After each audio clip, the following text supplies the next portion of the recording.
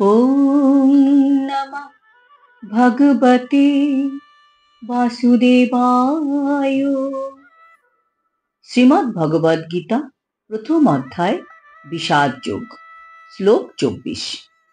সঞ্জয় উবাচ এবমুক্তো ঋষিকেশো গুড়াকেশেন ভারত সেনায়োরুভয়োর্মধ্যে স্থাপয়িত্বা রথোত্তমম।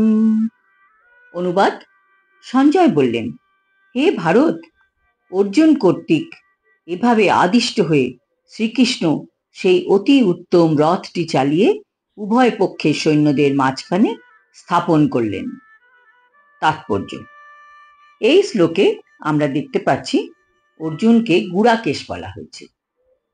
গুড়াকা মানে হচ্ছে নিদ্রা, এবং যিনি নিদ্রা জয় করেছেন তাকে বলা হয় গুড়াকেশ।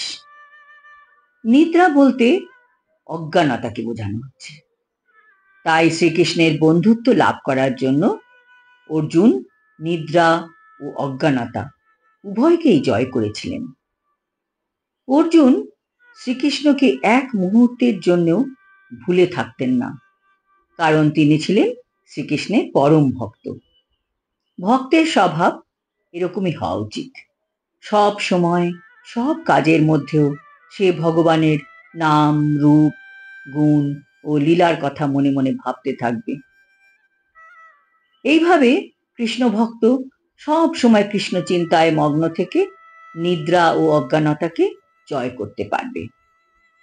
সব সময় কৃষ্ণ চিন্তায় কিভাবে মগ্ন থাকা যায়? মহামন্ত্র জপ করার মাধ্যমে। হরে কৃষ্ণ কৃষ্ণ কৃষ্ণ হরে হরে, হরে রাম রাম রাম হরে হরে। একেই বলা হয় কৃষ্ণ ভাবনা বা সমাধি। এই শ্লোকে আমরা আরো দেখলাম যে কৃষ্ণকে ঋষিকেশ বলে অভিহিত করা হয়েছে। ঋষিকেশ মানে সমস্ত জীবের ইন্দ্রিয় এবং মনের কন্ট্রোলার বা নিয়ন্তা। তাই কৃষ্ণ অর্জুনের মনের অভিপ্রায় বুঝতে পেরেছিলেন যে অর্জুন নিজের আত্মীয় স্বজনের বিপক্ষে যুদ্ধ করতে দ্বিধাগ্রস্ত, এবং সেই জন্য অর্জুন সৈন্যবাহিনীর মধ্যে রথ স্থাপন করতে বলেছিলেন, কারণ অর্জুন দেখতে চান কাদের বিপক্ষে তাকে যুদ্ধ করতে হবে। তাই অর্জুনের নির্দেশ পালন করে ভগবান শ্রীকৃষ্ণ উভয় সৈন্যদলের মাঝখানে রথ স্থাপন করলেন। হরি ওম তৎসৎ।